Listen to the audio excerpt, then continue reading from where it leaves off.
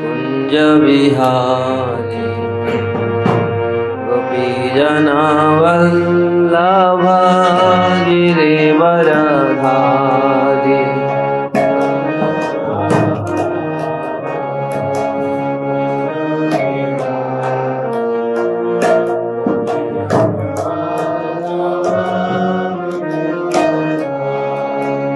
जय राधा माधव कुंज विहारी गोपीजना वल्लभ गिरिवरधारी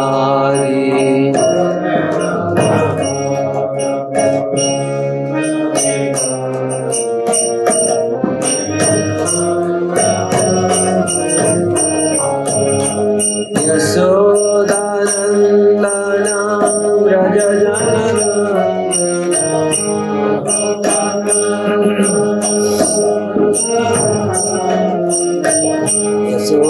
यशोदानंदन व्रज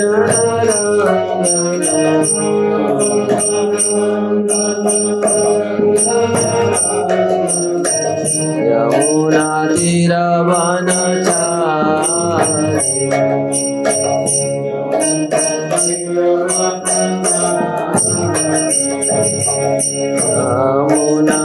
यमुना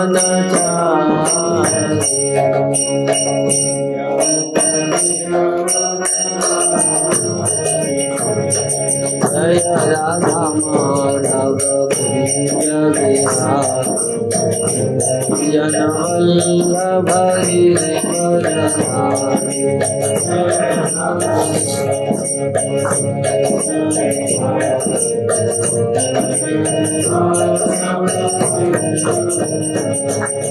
जय राधा माधव कुंज विहारी जन वल्लभ गिरिवरधारी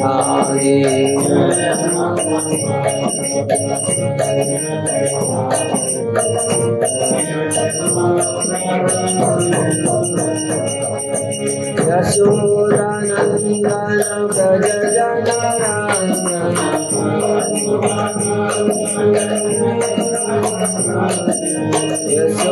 यशोदानंदन व्रज जनरंजन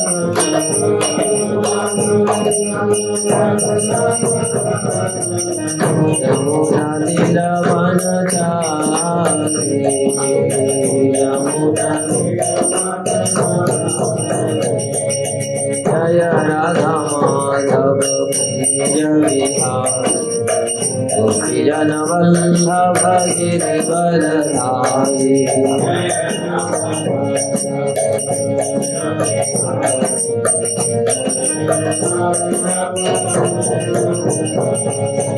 हरे कृष्ण कृष्ण कृष्ण हरे हरे राम राम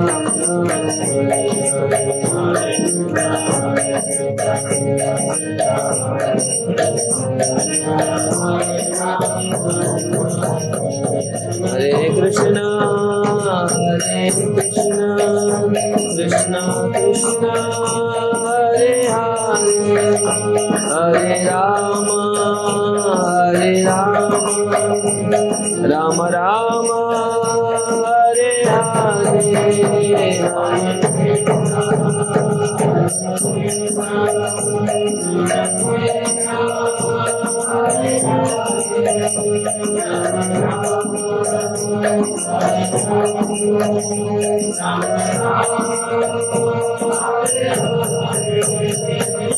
राधा माधव राधा माधव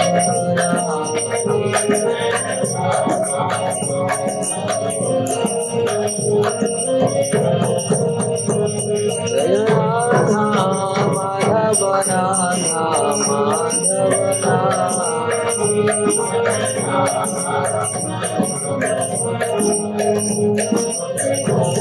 जय कृष्ण बलराम जय कृष्ण बलराम कृष्ण बलराम जय कृष्ण बलराम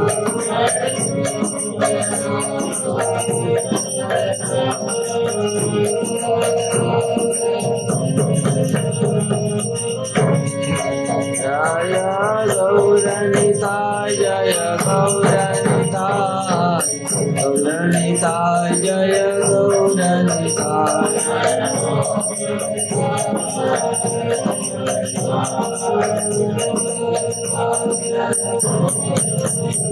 प्रभुपाद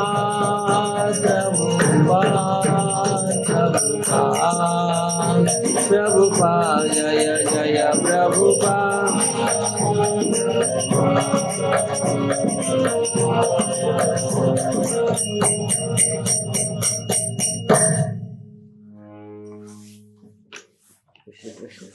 राधा माधव की जय, श्री कृष्ण बलराम की जय, श्री गौर निताई की जय, गिरिराज गोवर्धन की जय, श्रील प्रभुपाद की जय।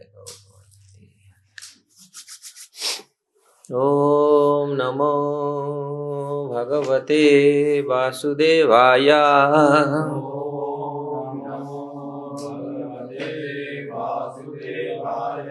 ओम नमो भगवते वासुदेवाय।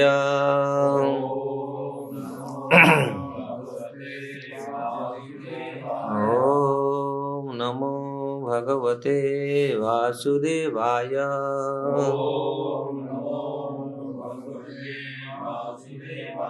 नारायण नमस्कृत्य नरं चैव नरोत्तमं देवीं सरस्वतीं व्यास ततो जयमुदीरये। नष्टप्रायेषु अभद्रेषु नित्यं भागवत सेवया भगवते उत्तम श्लोके भक्तिर्भवति नैष्ठिके। मकं करोति वाचाल पंगुलं नयते गिरियत्कृपास्तमहं वन्दे श्रीगुरुदीननाथान् श्रीपरमानन्दमाधव। सर्वशस्त्राधिपीयूषं सर्ववेदैकसत्फलं सर्वसिद्धान्तरत्नाढ्य सर्वलोकैकदृक्प्रद सर्वभागवतः प्राण श्रीमद्भागवत प्रभु कलिध्वंतादित्य श्रीकृष्ण परिवर्तितं परमानंद पाठाय प्रेमवर्षक्षरायते सर्वदा सर्वशिव्याय श्रीकृष्णाय नमस्तुमे। मदेकबंधु मत्संगी मद्गुरु मद्महाधन मन्निस्तारक मद्भाग्य मदानंद नमस्तुते। असाधु साधुदायिने अति निचोचतो करो आनमुंच कदाचिन्म्या प्रेम्णा उत्कंठयो स्फुरः। श्रीमद्भागवतम की जय। श्रीमद्भागवतम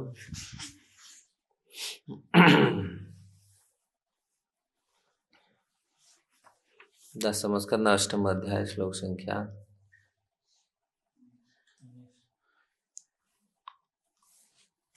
19-20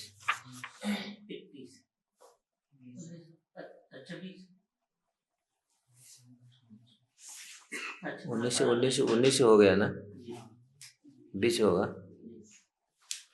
ऋषुक उवाच इति आत्मानं समादिश्य गर्गे च स्वगृहं गते नन्दः प्रमुदितः मेने आत्मानं पूर्णम् आशिषाम्। ऋषुक उवाच इत्यात्मानं समादिश्य गर्गे च स्वगृहं गते नन्द प्रमुदितो मेने आत्मानं पूर्णमाशिषाम्। श्रीशुक उवाच इत्यात्मनं समादिश्य गर्गे च स्वगृहं गते नन्दः प्रमुदितो मेने आत्मानं पूर्णमाशिषाम्। श्रीशुक उवाच इत्यात्मानं समादिश्य गर्गे च स्वगृहं गते नन्दः प्रमुदितो मेने आत्मानं पूर्णमाशिषाम्।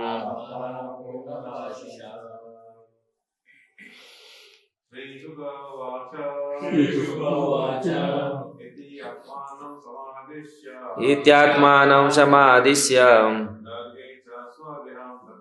गर्गे च स्वं गृहं गते नन्दः प्रमुदितो मेने आत्मानं पूर्णमाशिषाम्। श्रीशुक उवाच इत्यात्मानं समादिश्य गर्गे च स्वगृहं गते नन्दः प्रमुदितो मेने आत्मानं पूर्णमाशिषाम्। श्रीशुक उवाच इत्यात्मानं समादिश्य गर्गे च स्वगृहं गते नन्दः प्रमुदितो मेने आत्मानं पूर्णमाशिषाम्। श्रीशुक उवाच श्रीशुक उवाच इत्यात्मानं समादिश्य गर्गे च स्वगृहं गते नन्दः प्रमुदितो मेने आत्मानं पूर्णमाशिषाम्। श्रीशुक उवाच इत्यात्मानं समादिश्य गर्गे च स्वगृहं गते नन्दः प्रमुदितो मेने आत्मानं पूर्णमाशिषाम्।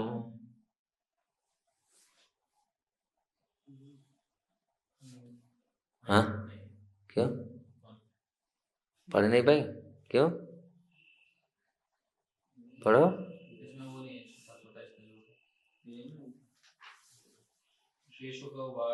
श्रीशुक उवाच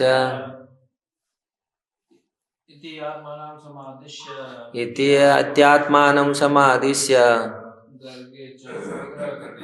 गर्गे च स्वगृहं गते नन्दः प्रमुदितो मेने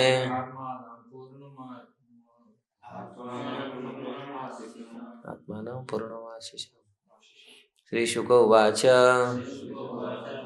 श्री सुखदेव गोस्वामी ने कहा इति इस प्रकार आत्मानं परम सत्य परमात्मा को समादिश्य पूर्णतया आदेश देकर गर्गे जब गर्ग मुनि च भी स्वगृहम अपने घर गते चले गए नंदः नंद महाराज ने प्रमुदितः अत्यंत प्रसन्न मैंने विचार किया आत्मानम अपने आप को पूर्णम आशीषाम परम भाग्यशाली। इस श्लोक के अनुवाद तात्पर्य श्रील प्रभुपाद के द्वारा। श्रील प्रभुपाद की जय।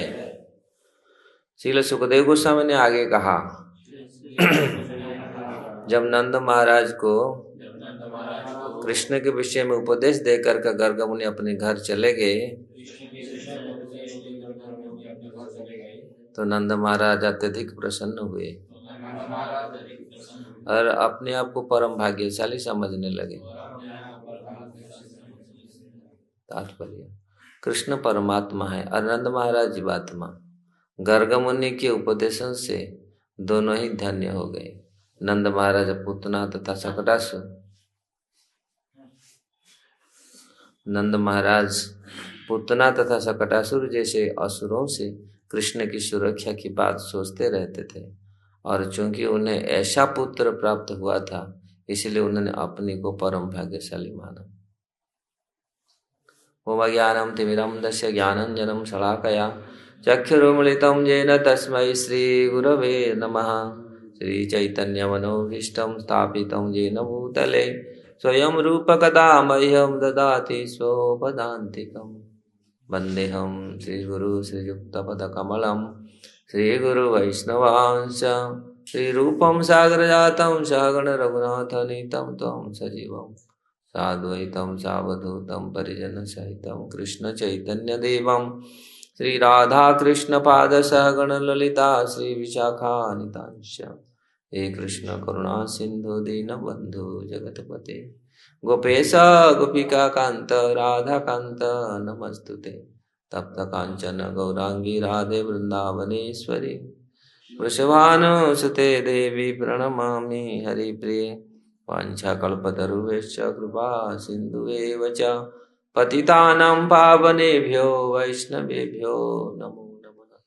जय श्री कृष्ण चैतन्य प्रभु नित्यानंद श्री अद्वैत गदाधर शिवासादि गौर भक्त वृंद। हरे कृष्ण कृष्ण कृष्ण हरे हरे, हरे राम राम राम हरे हरे। नित्यात्मानं समादिश्य गर्गे च स्वगृहं गते नंदः प्रमुदितो मेने आत्मानं पूर्णमाशीषम्। तो सुखदेव गोस्वामी ने आगे कहा किस प्रकार नंद महाराज को कृष्ण के विषय में उपदेश देकर गर्ग मुनि अपने घर चले गए। तो नंद महाराज ने अत्यधिक प्रसन्न हुए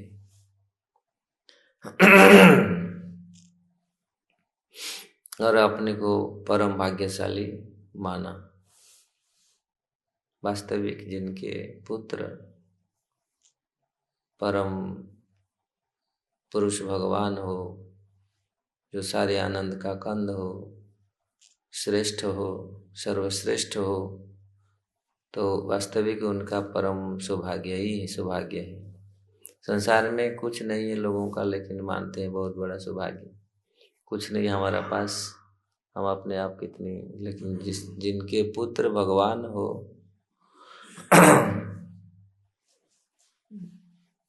कि महती से एक्चुअली शास्त्र में वर्णन है, भागवत में वर्णन है, जिनके प्रसन्न होने से सब कुछ आशीष मिल जाता है जीवात्मा को।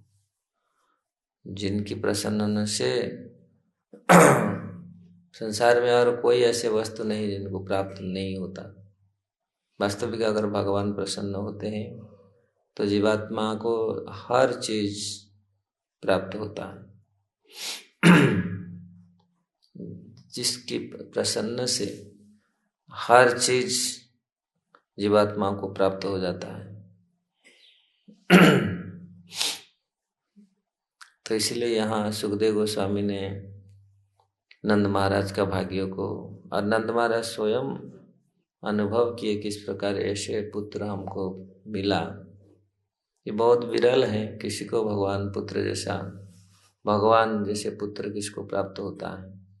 ऑर्डिनरी पुत्र मिलते इसमें कितने गर्व करते हैं, हमारा ऐसा बेटा है, हमारा ऐसा बेटा है। ऐसा कुछ भौतिक जगत में, भौतिक चाहे कुछ भी नया हो, भौतिक पढ़ाई या भौतिक यश या भौतिक प्रतिष्ठा को लेकर के हम कितने सौभाग्य मानते हैं, लेकिन जिनके पुत्र भगवान है वो कितने भाग्यवान ना हो। इसलिए यहाँ स्वाभाविक नंद महाराज ने कितने प्रसन्न थे, और क्यों प्रसन्न नहीं होंगे, और क्यों भाग्यशाली नहीं होंगे। इनसे और भाग्यशाली कौन हो सकता है संसार में। तो भाग्यशाली वही है, वही है वास्तव जीवन उन्हीं की सफल है जो भगवान का, जो जिनका दर्शन हुआ है। खाली भगवान का दर्शन से जीवन सफल हो जाता है। कृष्ण दर्शन जार हमारे भक्तिविनोद ठाकुर अनेक आचार्य ने लिखे हैं। वास्तविक जिनके कृष्ण का दर्शन हुआ है, भगवान का दर्शन हुआ है, वास्तविक वो सौभाग्यवान है। संसार में कितने लोगों का दर्शन हुआ है भगवान, और यहाँ तो भगवान स्वयं अपने माता पिता बनाए। यहाँ तो भगवान स्वयं नंद महाराज के आंगन में, नंद महाराज के घर में कितनी 10-11 साल, 11.5 साल रहेंगे। और खाली नंद महाराज नहीं, पूरी गोकुल को, पूरे वृंदावन को आनंद में, उस आनंद में डुबाएंगे। तो इनके भाग्य कितनी होना चाहिए। वास्तविक लोग भूल गए हमारे संस्कार। वास्तविक पहले लोग ये समझते थे अगर साधुओं का दर्शन हुआ, भगवान का दर्शन हुआ, तो उस दिन को, उस पल को मानते थे कितनी मेरा बड़ा सौभाग्य है, और कितनी बड़ा, आज कितनी बड़ी अच्छा दिन है। सुबह से जगते हैं तो भगवान को याद करते हैं। और वो दिन भक्ति सिद्धांत सरस्वती ठाकुर कहा करते थे, जिस दिन कृष्ण चिंतन नहीं हुआ, भजन नहीं हुआ, उस दिन वास्तविक खराब दिन है। उस दिन को मानना चाहिए आज कुछ भगवान का भजन नहीं किया, आज ऐसे ऐसे खाली अपराध किया, या बहुत सारे बात किया, चिंतन नहीं किया, भजन नहीं किया। इसलिए सुबह जगते जगते भक्त लोग प्रार्थना करते, आज कैसे आपका चिंतन में आज दिन जाए। उड़ीसा में बहुत ऐसे भजन है, सुबह सुबह जगते ही बोलते, प्रभु आपके चिंतन में आज पूरा दिन ऐसे जाए, आपके चिंतन में, आपके भजन में। तो ये वास्तविक जीवन का सफलता है, ये सौभाग्यवान है जब हम हर समय भगवान का चिंतन कर पाते हैं। भगवान का जिसका दर्शन हो गया, भगवान का जिसका स्पर्श हो गया, भगवान जिनका सानिध्य मिला, वो कितने भाग्यवान है। जितने जितने बड़े बड़े देवताओं हैं वो इतनी भगवान के निकट है और इतनी भगवान का अनुभव करती, इसलिए तो भाग्यवान है। ये संसार में या भौतिक जगत में भौतिक चीज़ों को प्राप्त करके जो लोग गर्वित होते हैं, बोलते हैं हम बहुत बड़ा भाग्यवान है, हमारा इतनी फैक्ट्रियाँ हैं, इतनी में इतने राजा हूँ, इतनी बड़ा राजा हूँ, है ना, इतनी पढ़ा लिखा हूँ, इतनी मेरा पत्नियाँ हैं। कुछ लोग ऐसा भी बोलते हैं मेरा इतने वहाँ एक था हमारा समय में, वो बोला मैं 30 पत्नी है। तो पेपर में आता था एक चीफ मिनिस्टर का, आंध्र प्रदेश का, वो 25वां 26वां पत्नी था उसका। वो बहुत, इतनी पत्नी मेरा है।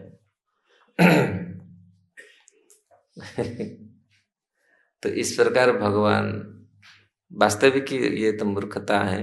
भौतिक जगत का, भौतिक चीज़ों को लेकर के जो हम गर्व अनुभव करते, ये सौभाग्य अनुभव करते, हाँ बहुत बड़ा सौभाग्य है, घर बना दिया और इतना इतना सब कार्य कर लिया, ये वास्तविक सौभाग्य जब भगवान का कभी दर्शन हुआ हो, ऐसे संत महापुरुषों का संग हुआ हो, वो वास्तविक सौभाग्यवान होना चाहिए।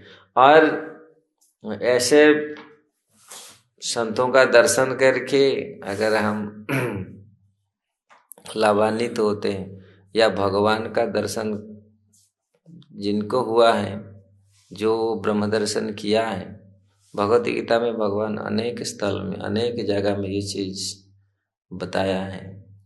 वो लोग भाग्यवान हैं जिन्होंने मुझे दर्शन किया है। हे अर्जुन सुदुदर्श इदम रूपम, ना भगवान बोलते हैं ना, ये रूप को जो तुम देख रहा है आज यहाँ खड़े होकर के, तुम हमेशा देखा है इस रूप को, ये देवता लोग भी इसका आकांक्षा करते देखने के लिए।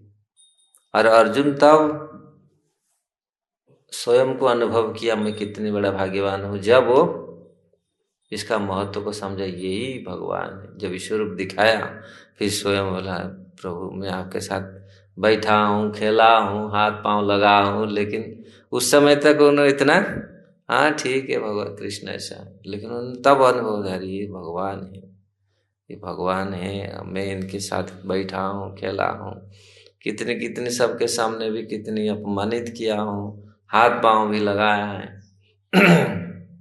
तो उनको तो उस समय उन्होंने अनुभव किया वास्तविक मैं कितनी भाग्यवान हूँ, भगवान मेरा मित्र है। तो इसलिए जब जीवात्मा ये समझ जाता है तो वास्तविक सौभाग्यवान कौन है, जब हम उनके साथ ऐसे परम जो सौभाग्य को देने वाले हैं। लक्ष्मी जिनके पत्नी है, शत सहस्र लक्ष्मी जिनके पत्नी है। आज जगत में सौभाग्य जिसके पास थोड़ा सा पैसा आ जाता है, हम सोचते हैं ये तो बहुत सौभाग्यवान है, इतने पैसा है इनके आए, कि या कुछ यश आ जाता है, भौतिक यश।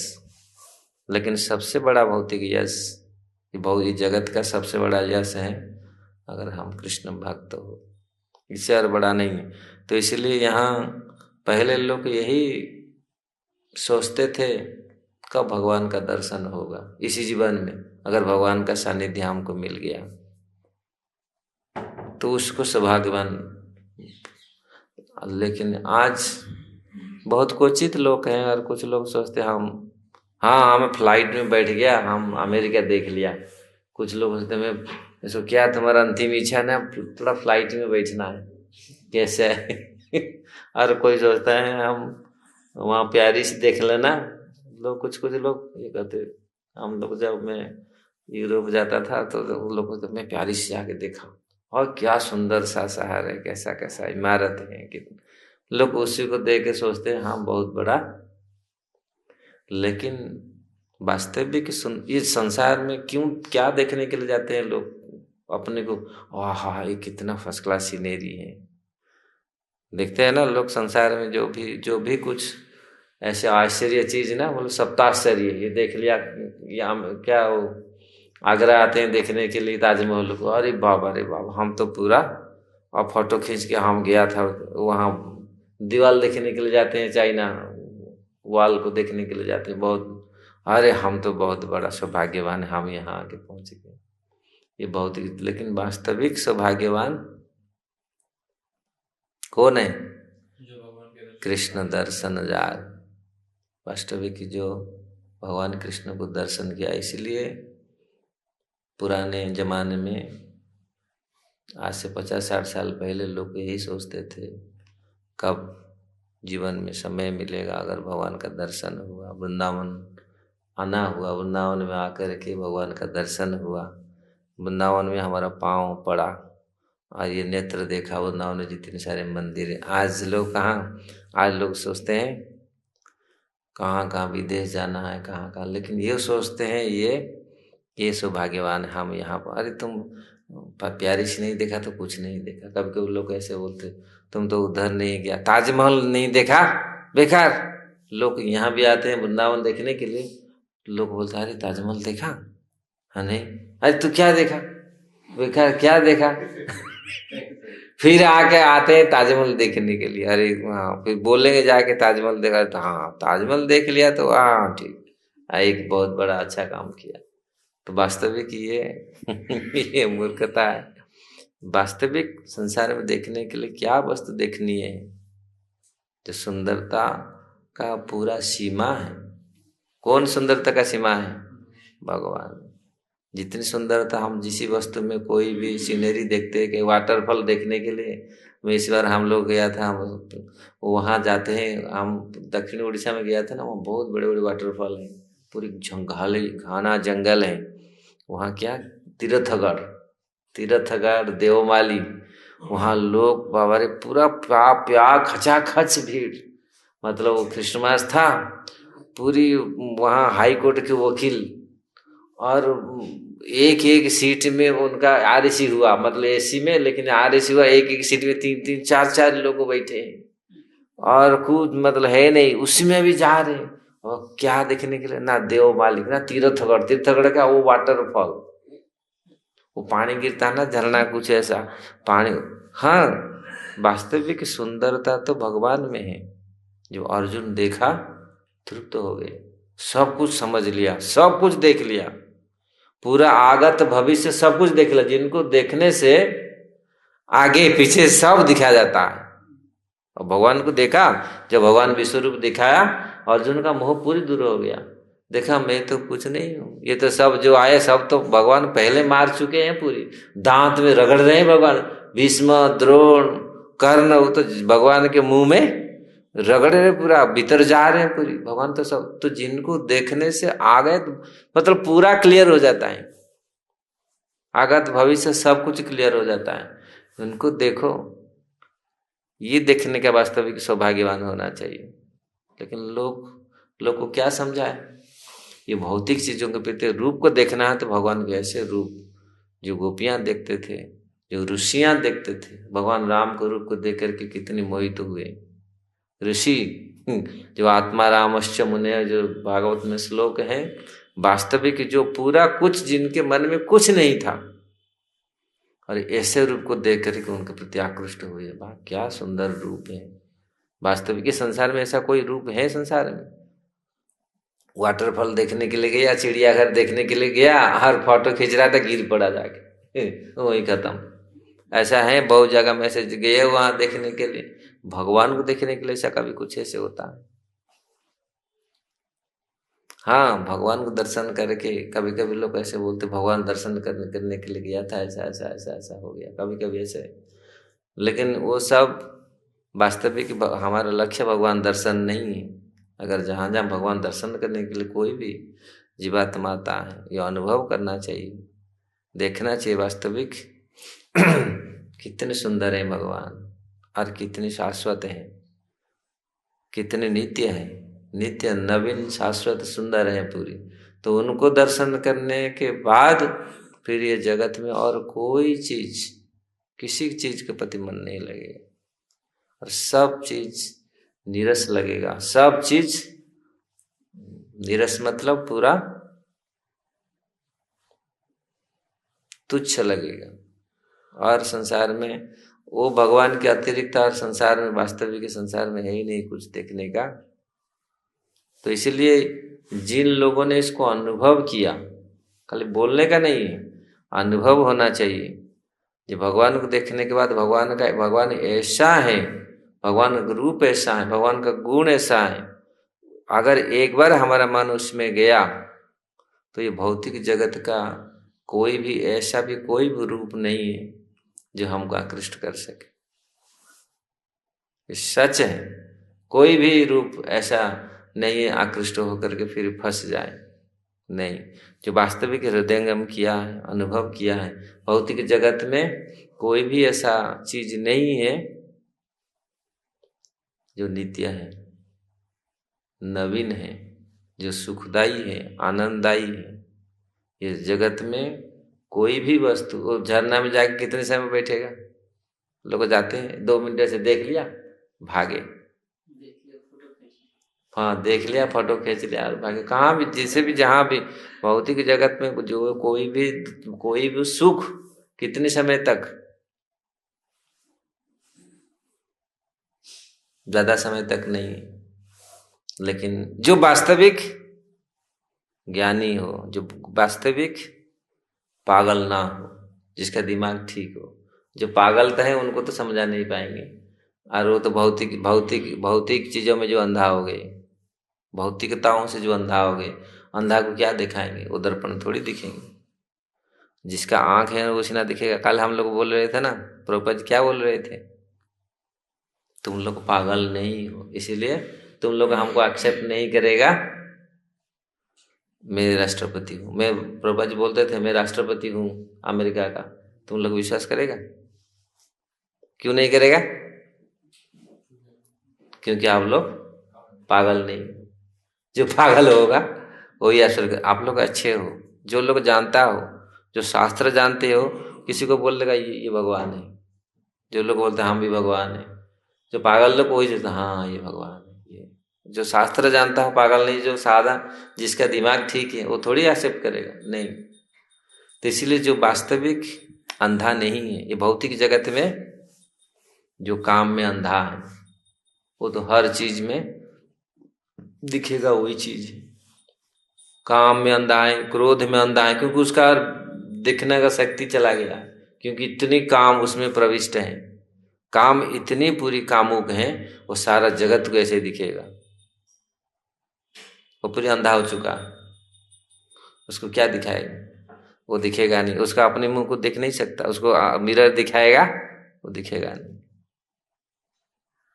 लेकिन नहीं तो जो साधारण लोग हैं उसको मिरर दिखाने से वो समझ जाएगा, अरे तुम काला दिख रहा है, तुम सोच रहा है तुम गोरा है, अरे देख, तुम देख तेरा मिरर। मिरर तो सबसे है ना, महाप्रभु बोलता है चेतो दर्पण मार्जन, क्यों बोलते थे? देखो पहले, तुम देख नहीं रहा है, तुम्हारा रूप को नहीं देख रहा है, तुम अपने आप को सोचो क्या है तुम लोग।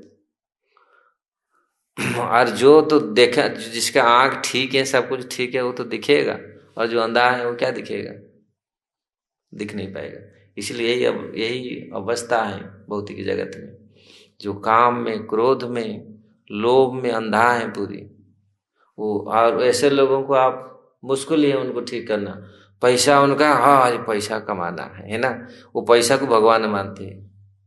उसको क्या आप कितनी भी समझाओ नहीं होगा, तो माया उसको समझाएगा, सब कुछ ले जाता है, पूरी हरण कर, तो पूरा फिर उसको समझेगा भगवान क्या है, भगवान कैसा। लोग सोचते क्यों ऐसा तू, अरे भाई नहीं तो वो हटेगा नहीं, ऐसे लोग होते ना, नहीं तो छोड़ेगा नहीं, वो उसी में लगा रहेगा भौतिक चीजों में। तो इसीलिए इस चीज को आने के लिए हमको ये सब पहले तो कम से कम नॉर्मल होना पड़ेगा, तब जा करके हम पहले मनुष्य होना पड़ेगा ना। आप बोल रहा था ना, तो महाराज बोलते थे पहले ह्यूमन, क्या है पहले human conscious, then Krishna consciousness. पहले तो कॉन्शियस होना पड़ेगा, पहले मतलब नॉर्मल में आना पड़ेगा, तब जा करके आपको समझ में आएगा। इसलिए नॉर्मल नहीं, जगत में दिखा गया है, कुछ लोग नॉर्मल नहीं है, वो अपने काम को वश में नहीं कर सकते, क्रोध को वश में नहीं कर सकते, तो कैसे अनुभव करेंगे? हम लोग भाग्यवान हैं, हम लोग को धाम में जगह मिला है, हम धाम में रह रहे हैं, ये साधारण जगह नहीं है। यहाँ पर जो हमको मिला है, ब्रह्मा शिव भी यहाँ तरसते हैं यहाँ रहने के लिए, और हम लोग को मिला है जगह, तो यहाँ हम भाग्यशाली समझना चाहिए, और इसी के हिसाब से हम कार्य करना चाहिए, सेवा करना चाहिए, सीरियसली सेवा करना चाहिए, क्योंकि ये साधारण जगह नहीं है, ये सब बार बार नहीं मिलता। जैसे जिस प्रकार मनुष्य जीवन बार बार मिलता है, नहीं मिलता है, ये अवसर एक है, अगर इसको खो दिया गया। इसीलिए नंद महाराज ने वास्तविक भाग्यवान है जिनके पुत्र स्वयं भगवान है। साधारण लोग का पुत्र कोई हो जाता है IAS अफसर, इंजीनियर, रे बाप कितना उसका छाती चौड़ा हो जाता है, और उसका माँ को देखो, उसका पिताजी को देखो, और क्या उसको बोलो कैसे आपका बेटा, कोई प्रधानमंत्री हो जाता है जिसका बेटा, राष्ट्रपति हो जाता है, धर्मवीर तो बोलेगा मेरा बेटा, और यार कैसा कैसा चौड़ जाता है पूरी, कितना ये हो जाता है। लेकिन जब भगवान हमारा बेटा होंगे, तो वास्तविक साधारण भौतिक चीजों में इतनी इतनी कितनी अहंकार या मतलब थोड़ा बहुत सुख मिलता है, लेकिन भगवान जिनके पुत्र हैं, और भगवान जिनके जो भगवान के पिता बनने का जिनके सौभाग्य मिला है, सब लोग को नहीं मिलेगा, क्योंकि उसके पात्रता भी चाहिए, क्योंकि भगवान के पिता बनना इतनी आसान नहीं है। इसलिए उनका पात्रता वो लोग कैसे होना चाहिए। नंद महाराज, वसुदेव जी, ये लोग कितनी, हम लोग देखते हैं उनके चरित्र, नंद महाराज के, यशोदा माता के, देवकी और वसुदेव जी का उनका चरित्र आप देखिए, कितनी उच्च चरित्र है उनका। और वो लोग वो लोग भी स्वयं, वो स्वयं सोचते कैसे हम उनके पिता माता है, हमारा पुत्र इतना ये। तो वास्तविक उनका सौभाग्य देखिए और उनका कैरेक्टर भी देखिए। असाधारण साधारण जिस प्रकार क्या वो मेढक मेढक का माँ बन गया, मेढ़ों का माँ बन गया ना। मेढक को गर्भ अहंकार में फुलाया, उसका पेट है, देखा वो सांड को देख लिया, छोटे छोटे मेढक सांड को देखा, बोला माँ इतना बड़ा आया था, कितना बड़ा, मेरे से भी बड़ा। अरे तो यही जगत में ऐसे चल रहा है होड़। तो वास्तविक उसमें फिर अहंकार में माँ मेढक का पेट फटा। हमारे बचपन में ये पढ़ाई होता था, माँ मेढक का पेट फट गया, और फुलाया पेट को पूरा, इससे बड़ा और पूरा फूट गया, खत्म हो गया। वो हम लोग बचपन तो वहाँ बच्चे लोग को सिखाया जाता है इतनी अहंकार नहीं होना चाहिए। तो भौतिक जगत में कुछ नहीं है, लेकिन फिर भी हम लोग अहंकार में फूल जाते हैं, पूरी गर्भ में हम फूल जाते हैं। लेकिन जो वास्तविक भगवान को पाया है, जो वास्तविक भगवान को उपलब्धि किया है, उनमें अहंकार नहीं है, इसलिए उन लोगों को मिला है उनको ऐसे चीज। जो अहंकार से रहित हो, काम क्रोध लोभ मोह मद मात्सर्य से रहित हो, वही भगवान को पकड़ सकता है, वही भगवान को प्राप्त कर सकता है, वही सौभाग्यवान हो सकता है। इसलिए नंद महाराज वास्तविक भाग्यवान है। और जो भी भक्त, जो भी जीवात्मा भगवान को अपना लक्ष्य बनाए और भगवान को उपलब्धि करते हैं, दर्शन करते हैं, वो सौभाग्यवान है। ये अनुभव होना चाहिए। अगर और अनुभव नहीं आ रहा मैं वास्तविक कितनी सौभाग्यवान हूँ, भगवान का प्रसाद खाता हूँ वृंदावन में, गिरिराज जी के सामने गिरिराज तलहट में रह रहा हूँ, अगर ये उपलब्धि नहीं है, हाँ ठीक है बस बैठ के ऐसे, अगर ये उपलब्धि नहीं हो रहा है, मतलब हम इसका लाभ को इसको समझ नहीं पा रहे, अभी तक हम समझ नहीं पा रहे कि धाम कैसा है, भगवान कैसा है। तो नंद महाराज क्यों उपलब्धि किया, वो ऐसे थे पात्र क्योंकि वो नित्य पिता है, तो है। लेकिन जो लोग हम लोग को मिला ऐसे स्थान, ऐसे बहुत लोग के पास बहुत पैसा है, टाटा बिरला उनके पास बहुत पैसा, उनका कोठी बनाया है, लेकिन कितने दिन आकर के यहाँ रह पाते हैं? अब सोचो वो लोग कितना दिन आकर रहते हैं। यहाँ ब्रज में जिसका जन्म मिला, ये लोग ब्रजवासी हैं, ब्रज में जिनके जन्म हुआ, कितने भाग्यवान है। अगर हम लोग भजन नहीं करेंगे तो कुछ पूर्व जन्मों का कुछ तो स्वीकृति है, इसलिए यहाँ पर मिला है। अगर इस जन्म को हम लोग नहीं लगाएंगे फिर तो चला जाएगा ना। इसलिए इनको समझना चाहिए, इनको हृदयंगम करना चाहिए, अनुभव करना चाहिए कि वास्तविक कितनी सौभाग्यवान है। और नंद महाराज भगवान जो पूर्ण ब्रह्म परात्म, इसलिए अहो भाग्य नंद ब्रज कसाम, यन्मित्र परमानंद पूर्ण ब्रह्म सनातन। तो ब्रह्मा जी का ये प्रार्थना है 10वें स्कंद भागवत, ये कितने बड़े भाग्यवान है ये लोग, जो पूर्ण ब्रह्म सनातन, जिनके पुत्र, जिनके सखा और आराम से खेल रहे हैं उनके साथ, ये कितने बड़े भाग्यवान है। हरे कृष्ण। जल्दी आज बंद करेंगे, 9 बज गया, क्योंकि लेट हमेशा होता है, वहाँ लेबर लोग भी आ जाते हैं। हरे कृष्ण। किसका कोई प्रश्न है?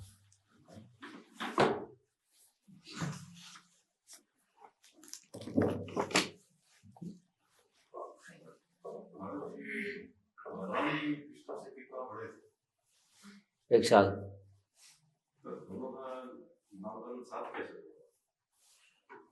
रोक लिए गए थे,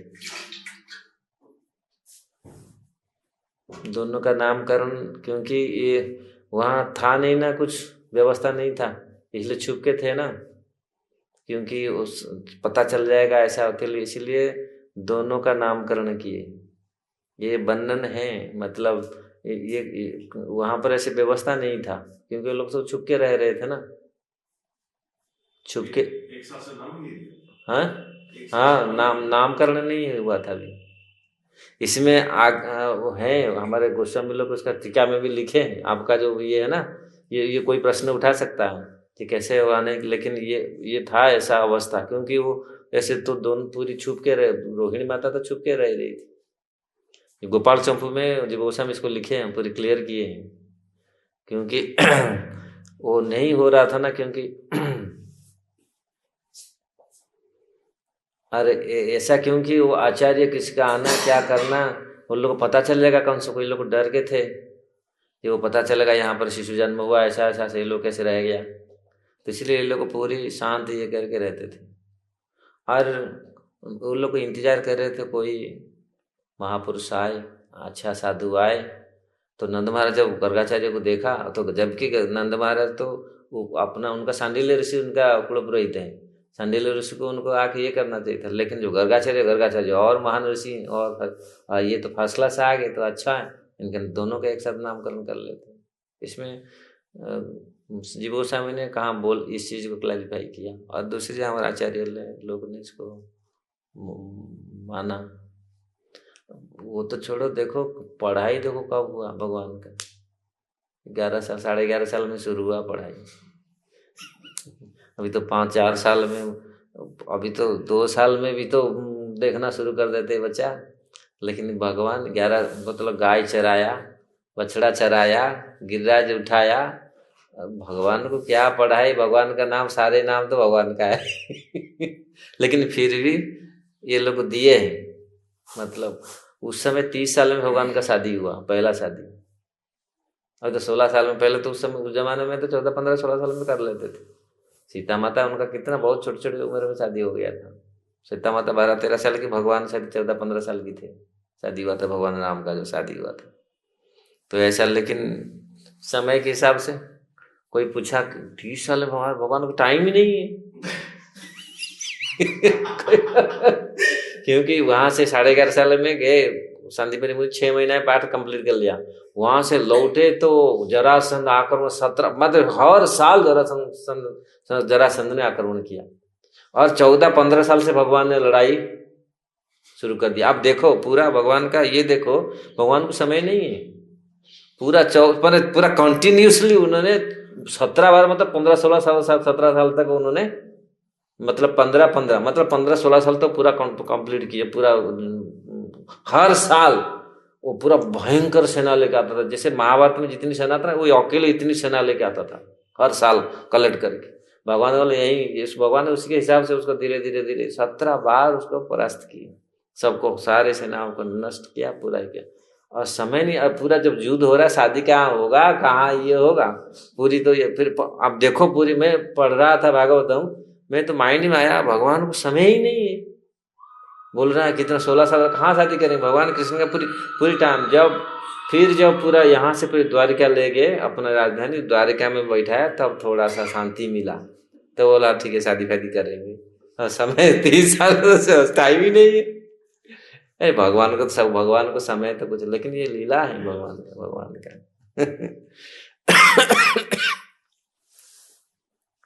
ग्रंथराज श्रीमद् भागवतम की जय, श्रील प्रभुपाद की जय।